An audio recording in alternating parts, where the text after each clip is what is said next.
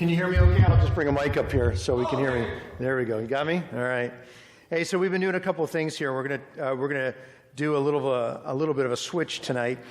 We've been learning some things about how we need to admit that we're powerless over our addictions and our compulsions and our behaviors, and that our lives have become unmanageable. So that's kind of the first thing that we kind of jump out of the gate on. We start talking about that. Then we need to come to a place, and our second piece is to understand that there's a power greater than ourselves to restore us to sanity. So that's where we're going tonight. So you're going to go, great. So the first section, all we learned about was, for these months since we started in September, we were just doing like a long run whole thing on saying my life is unmanageable, and I need to figure out what that's at. And now you're going, great, but my life, I need to deal with sanity, and I'm going like, yeah, that's the deal. So that's the next piece we have coming up tonight. Now, are you guys with me tonight for this next few minutes? Or we can do this? All right. Okay, that was pretty engaged. So we'll do this. I really want to talk about sanity, and I don't know if we used this term earlier when a group of us were praying.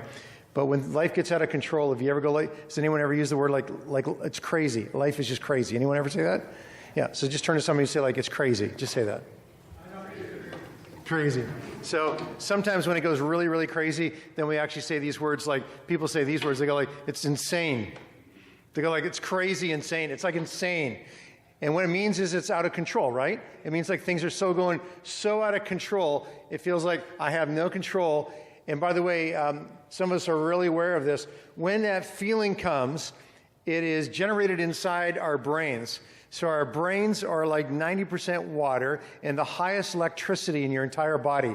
It's going there. Then your heart's kind of next, right? A lot of electricity going on here and a lot of electricity going on here. So when the electricity is going on here in this water, what it does is it starts moving some spaces. And when it starts moving some spaces, you go back to memories, or you go back to feelings, or you go back to thoughts. And this is what happens in your brain. It's like a ball that's just bouncing around a pool table, and it's going from one place to another place. And then all of a sudden, has anyone ever in the room ever felt overwhelmed? All right, we're all in this kind of thing together. When you feel overwhelmed, all of a sudden you go like, I feel so overwhelmed. And sometimes what it feels like, you feel like I'm losing my sanity. Something's wrong. And the reality is your brain isn't tracking in a way in which it allows you to go, I need to find a way in order to bring, and I just want to use another word for you tonight, peace. Anybody need some peace? Just peace. Just like something inside you washes over you. When I was praying with a group of people tonight, I said, not only did you have peace inside, but it actually feel like as somebody wrapped a blanket around you and you just felt like you were peace. It just felt like you were going like, oh, it feels so good. And that's where I want to take you tonight. So we're going to talk about sanity, and we're going to talk about the basics. So let's go to the basics, the ABCs of sanity. The first one I want to say to you is you need to be awake. So if you're sleeping right now, be awake. Now I'm going to try to help you with that. Being awake means that you're waking up. So you are aware. So when you're, and you can go through life where you're just not even aware. You're just kind of like walking through stuff. Things are just happening.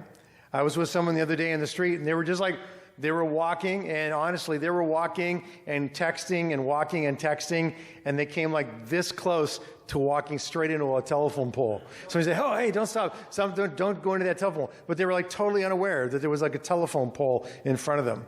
I actually was with a bunch of friends in Vancouver, and I was down in Gastown, and we were walking down in Gastown, and everyone was excited and energized and talking, and this one guy literally was beside us. He walked smack right into the telephone pole. Just bam, right into the telephone pole. And we all stood there and looked to see like, are you okay? And then when he kind of showed up like, yeah, I'm all right, then we all started laughing, but we knew it wasn't very funny for him because he was just like engaged in something else and totally unaware that there was a telephone pole in front of him. Sometimes that's what your life is like, our life is like. We're just walking and then we're totally unaware. I want you just to wake up. I want you to wake up, and being awake means that you're going to be aware. So what are you going to be aware of? You're going to be aware of what is. That's important. Like, what is? So what is, it's what's happening in my life right now. And when you come to conclusion what's happening in your life right now, you might just say this word, what? That's the second what. What is leads you to what? Are you? And that's when you wake up. That's when the wake up comes. When you just kind of go like, I can't believe I'm continuing to do this. When that wake up comes and you have that what experience, you have the possibility of moving into what could be. That's the third what could be. And when you get to moving into what could be, you start waking up. So waking up, by the way, how many of you are like great early morning people? 3 of you? 5 of you? All right. So wake up people in the morning, when they wake up, it's like something wakes you up. And it can either be the sun, or it could be an alarm clock, or something wakes you up. But you're the kind of people who like jump out and your feet hit the floor and you're going to go like, all right, let's do this day. Some of you are like, hey, the sun comes up or the alarm goes. Some of you are like, when the alarm goes off, do you hit the alarm again? And then you kind of go back to sleep and you roll over and you kind of go like, oh, I just want to feel warm a little bit. Roll up with your blanket, and it takes you a little while. And then you get up in the morning and some of you go like, I don't want to talk to anybody. So you really have a hard time with people who are like super cheerful and happy people in the morning. My mom, every morning, she would wake up and she was always like, oh, this is great. This is a great day. It's a wonderful day. And I was a person waking up and going like, stay away. I wasn't going to be angry, but I'm feeling it now, because like I'd always go like, I just love start waking. Oh, look at that. It's just about time to start waking up now.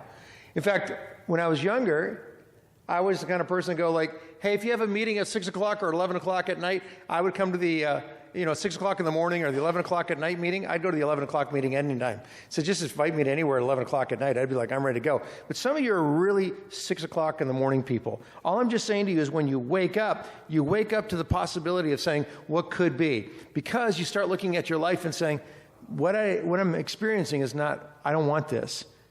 And that's when you say, what? Is this going to continue on like this? So the B is for believe. So what we read about in the 12 steps is you come to make a decision. You come to believe that there's a power greater than yourself.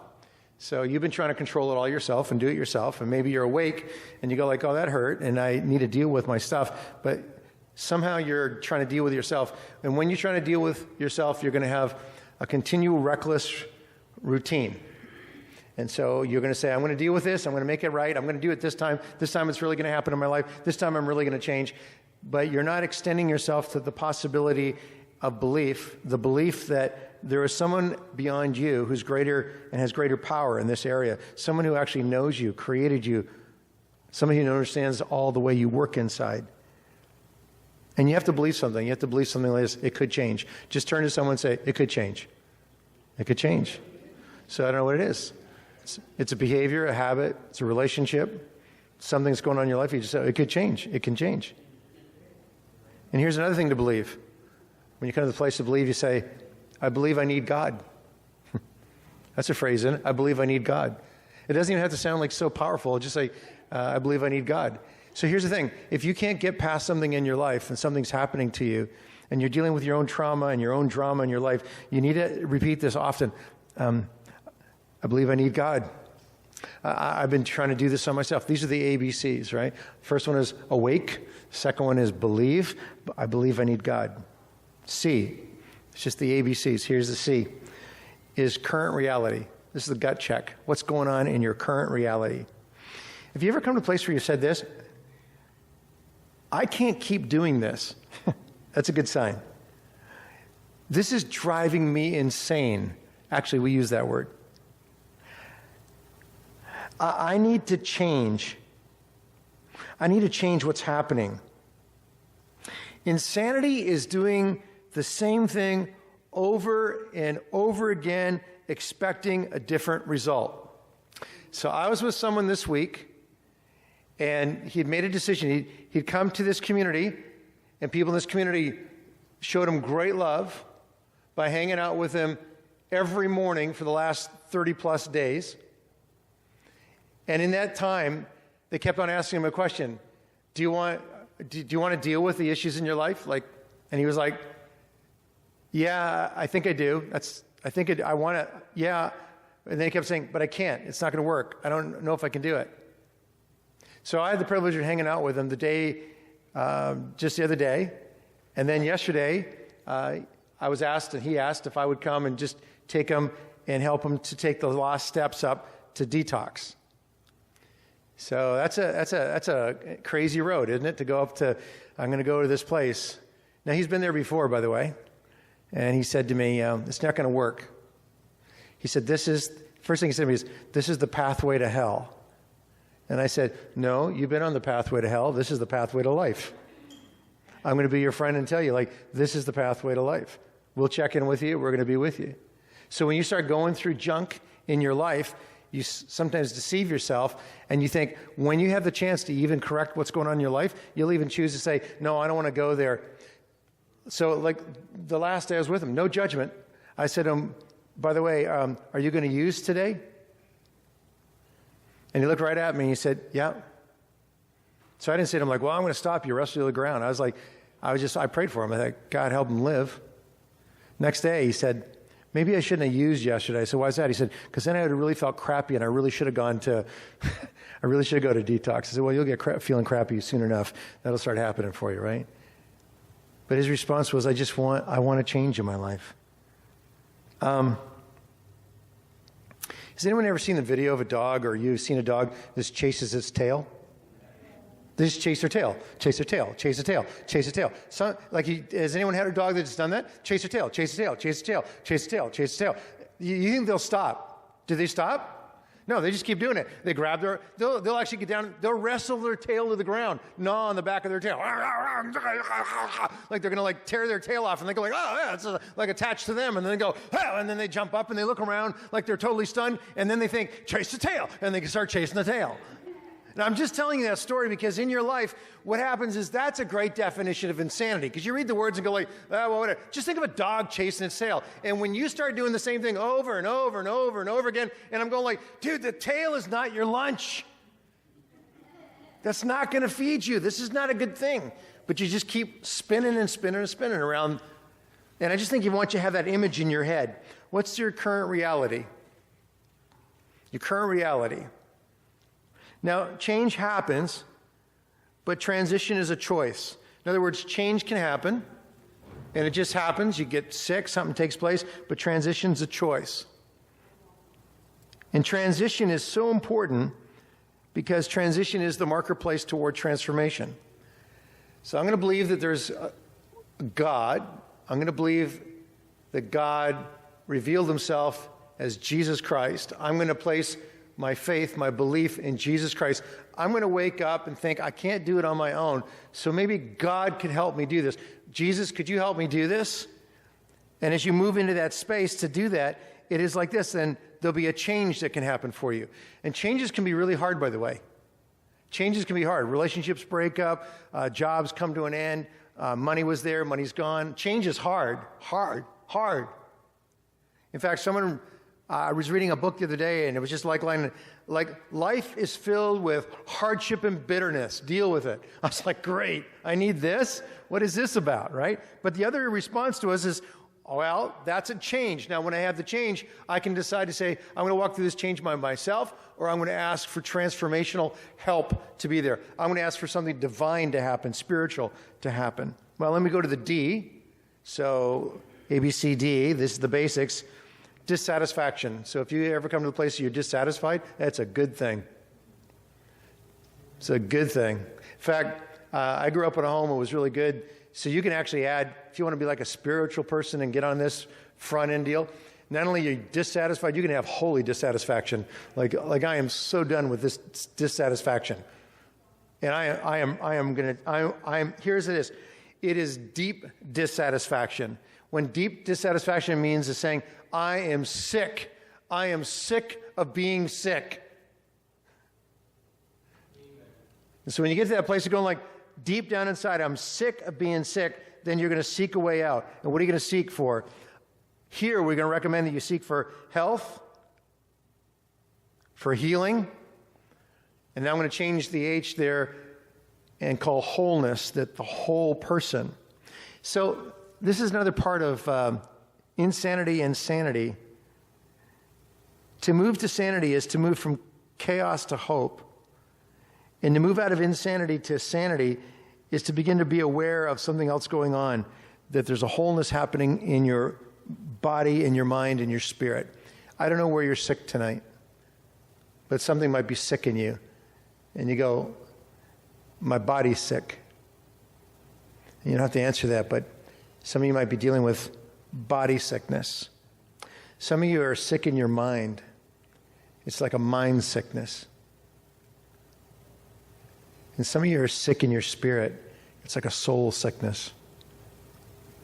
And I just want to say to you, the hope that comes out of moving out of insanity to sanity is that God says, I can now and I will completely heal you. I want you to know that your body might be ravaged right now, but I could put reprieve moments in your body. I don't know how stuff works in our life, but man, you could be sick, and God could go like, well, I'll just mess around with that and change that. And he does sometimes for his glory. He just shows up. I know in my own life, there are times that I've been so sick in my head, feeling like, God, I'll never think right again, until God goes, watch. And then when I'm sick and tired and I'm just so dissatisfied, I cried out to God. I said, God, I didn't go to anybody. I just read scripture and I was crying out to God. And God says to me, strange thing, do you really mean it? I go, yeah, I really mean it. He goes like, well, read it. I read it like, okay, read the same verse to me 10 times. It's all on healing. And I kept reading it. And every time I read it, it got stronger and different words popped up and different things. And I started reading, and then I had this thought in my head, no, read it out loud. And I thought, well, if I read it out loud, I'm going to sound really weird reading it out loud. I mean, it's weird enough to be saying stuff out loud when nobody else is in the room, right? And then you start saying it, and then people go like, okay, there's something wrong with that guy. So I started reading these things out loud and saying them out loud. And by the time I came to the end, instead of feeling like, I'm healed, I felt exhausted. And I said, God, I hope I'm changed. I'm just exhausted. And I fell asleep. And when I woke up in the morning, it was the first time, it was the first time in about 4 years at that time that I woke up and I didn't have vertigo. It was the first time that I woke up and I didn't feel like I was going to throw up and get sick. The first time that I thought, like, I don't have to crawl to the bathroom to go to the bathroom. It was the first time all of a sudden I didn't have a migraine headache. It was the first time and by the way, sometimes this doesn't happen to us, but I wanted to tell you, I'm testimony what God was like, hey, you know what? I don't know why, because it wasn't about me. He was just going like, right now, I'm going to do this for you. I'm going to touch your body. I'm going to touch your mind. I'm going to touch your soul. Let's do it right now. Boom. And I'm telling you that in your life, you need to be able to realize that God wants to do something for you. And it might be a long recovery, like it's been in some areas of my life. And it might be an area where he goes like, I'm ready to do renewal right now, right in the middle of recovery, because you'll never get changed in your life unless we change that part of your brain. So let's just change that part of your brain. I know this may sound actually awkward to you. And some people would say, you know what? I don't know if that can actually happen. And I want to say to you, I'm testimony that God is saying to me and through me to you, that when I was feeling like insane and I wanted to die, God was like, I know you're feeling pain. I know you're feeling your brain messed up. I know you're feeling this energy. This is what I want to do for you. And I'm bringing you this message tonight because it is a message of hope. And what hope is that my life is filled with chaos. And he says, I just want to give you hope. And when you get hope, you wake up in the morning and you go, I don't feel insane anymore. And I'm telling you that God wants to do something wonderful for us, because in the recovery, he wants not just to do recovery for the sake of recovery. He wants to restore us, and he wants to bring order and meaning into our lives. And he wants to say the purpose of why we're here is not so much that it's that we're going to be all these great people. It's because the purpose of why we're here is that we're going to honor what he's doing, and we're going to love and care for other people. And here's the big deal. Don't think any great of yourself unless you look around somebody else here and say, I would just care for that person. And here's the deal. I may have another bout in my life sometime, and I'd hope you would be caring enough for me. And if I'm well at this season of my life, I'll try to my best to care for you. Is that a good deal? That we just try caring for each other and we respond to each other. So these are the simple ABCDs. This is the simple basic stuff of sanity, because this is the kind of feeling. I need to be awake. I need to believe. I need to take a current account of my current reality, and I just need to be sick and dissatisfied. I just need to go like, I need God. And that's this whole second point, right? We came to believe there's a greater power in ourselves who could restore us to sanity. And when you get that, it's like coming out of your guts. It's out of this part of you, right? It's not like, oh, I understand that. Thank you very much. Let me put it on a check. So you just read it and go, check, I did that. No, it comes out of here. And when it starts coming out of here, I can guarantee you change is going to start happening in your life. Are you with me on this? All right, I got a couple more minutes. Here we go. So I'm going to go to my, this is my little, really poorly drawn, Superman down here. So here's what I'm just going to give you it's S, and these are what I'm going to call is just take a step. Just, that's the super thing. That's what CR says, all right? Just take a step. So this is what God says over and over again. I know I'm going crazy here a bit, but it's okay. Here's the deal. God says, if you come after me, I'll come running after you. So this is what it means. If you go like, I don't really get all this, but I'm just going to do this. I'm going to just move toward you. God goes like, I'm going to run toward you. This is what you think in your head. I'm going to have to do the long journey and chase God, and then maybe one day he'll show up. No, you know what we usually do? We kind of go, I don't know if there is a God. I'm going to stand back here and try it on my own again. Thanks very much. I'm just going to use one more time. Then I'll let you know how that goes. Right? And he's going like, let's stop that right now. Could you come right toward me? And I'm going to tell you, you just come a little bit, and he's going to come after you. He's going to come after you. So this is the super steps. Take a step is number one. Second is, the first step is the most important. So some of you are still like, it's like your feet are like glued to the ground. I just can't get my feet unglued here. And then I want to say to you this. This is what he's asking you to do. Take a bunch of little steps. What are you doing? Go CR. This is how we really do it. What are you doing next week? Go CR again. What are you doing next week? Go CR again. What are you doing next week? Go CR again. You look like, well, you got past one thing. See what happens in your life is you think this, I'll go to CR for a few weeks, and then if I get it all sorted out, it'll be just amazing, right? So you kind of have this idea, it's like, I'll just jump and something incredible happens. Well, I think God created being in your life to do something amazing, but it's about 1,000, million little steps. And some of you have been saying, you get up here, and I want you to know courageous people get up here and go like, I've been doing this for 7 years, and we should be clapping like, yeah, and those people clap the hardest for the people who go like, this is my first week, right? They're going like, yeah, the first step. I know I'm going crazy here, but let me just, small little steps. And this is what I say, in the middle of a small little step, expect a quantum leap from God. Watch God go like, boom, I'm going to take you up there just for fun. Watch that. And then some of you are like, I was struggling with this for so long, but I don't know, I was walking along and I just keep going at this and I keep praying through it and I keep hanging out with good people. And we keep talking about this at Steps when we meet together on Wednesday night. You keep coming, and eventually you go like, oh, man, stuff. And by the way, anyone ever have a relapse in the room? Or we refer this every week, right? Relapse time, okay. But relapse says you got to learn something, and you come back and go, help me learn something, God. Because I keep wanting to walk out of that. So this is a CR moment, and I'm going to wrap up.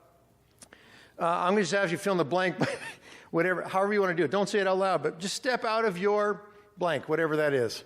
Step out of it. You ever step into it, by the way? You're like, oh, I stepped into that, and then step out of it. And know that you're not going into this death spin cycle, but rather a life path.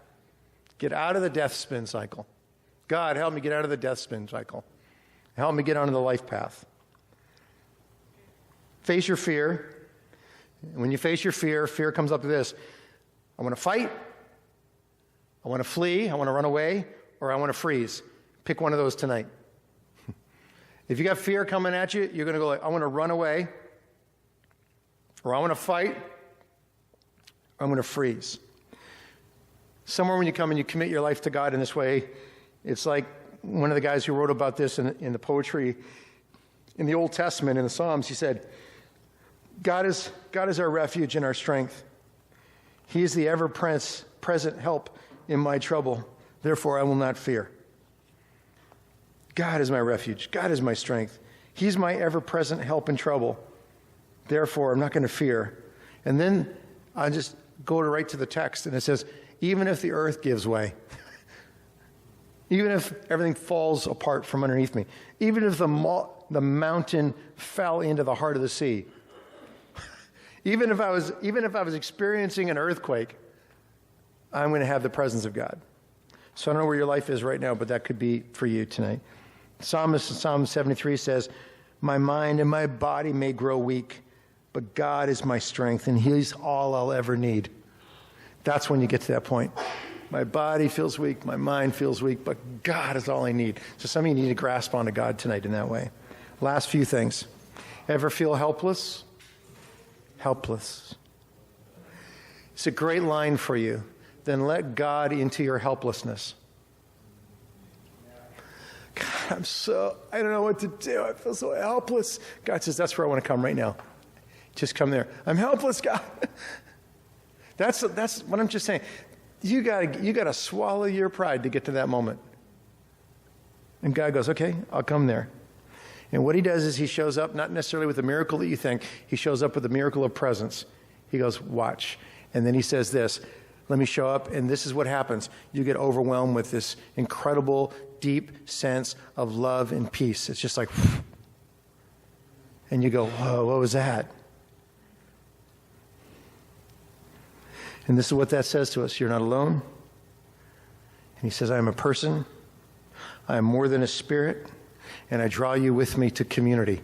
I want another person to touch you and connect with you because you need to know I'm working through people. And somebody's just like, I don't see God. I don't hear God. Have you ever feel like that? I feel like that sometimes. Like, where's God?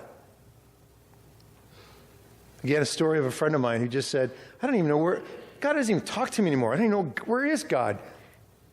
And I had to look right at him going like, I don't know, but sometimes I wonder like that too. But I know that we shouldn't even have this kind of conversation unless God was right here in their midst. So we don't understand it. I just want to reach out to you and just let you know that you're loved by God, and I would want you to know God's peace. And then he looked at me and was like, well, God, okay, that's like God speaking through you, right? And I'm like, yeah, just that moment right there. Did you see that? That just happened. And what will happen is you'll get strength, and you'll get strong in your relationship with God, and you'll get strong with other people. And then what we do is we stick together with God, and we stick together with others. My last little story. Anyone here ever been super courageous and go like, yeah, I'm going to fix that, and you get super glue out, and you get super glue, and you muck it up on something, and you get it on your fingers? Anyone do this? And then your fingers get stuck? Anybody do that? Or just me? And then if you peel it apart, man, I tell you, it'll tear your fingerprint right off. And you like to have carved that stuff off, and it hangs around for like days. Like you're picking this junk out of your skin for days, right? But you know what happens is what God says is like, if you would just come to me, I tell you what, we could just stick together like glue. Well, I'll super glue you with me. And by the way, you want to hang out and really get restored and healed in your life? And the answer in the room would be, yeah. Then he would say, well, you stick with me and then stick with other people and see what happens. And what he does is he actually makes us stick together. And he actually says, you're not alone. You're going to get stuck together. And it's not a bad thing, by the way. And he's got his own kind of spiritual super glue. I don't even know how it works, because sometimes I go, I just want to tear myself away from God. And God goes like, well, you can give it a shot, but I'm going to come after you no matter where you are. And I'm always going to be hanging out with you. So if you think that's the deal, we're going to be stuck together. All right, that's it for the night. Well, thanks. Hey, next week, I think that there's a really important story that I want you to hear is Jamie's story. And some of you maybe have heard her story before, but it's a very, very powerful story. So tonight, the word is sanity. So let's all stand together. When we go to group, we have an opportunity to go to group. Greg is going to run a group up here for men who are dealing with any forms of chemical issues that you want to talk about and work through. And I think Tony's in the back over here dealing with areas of, and back in the back room over here, dealing with elements of sexuality, codependency.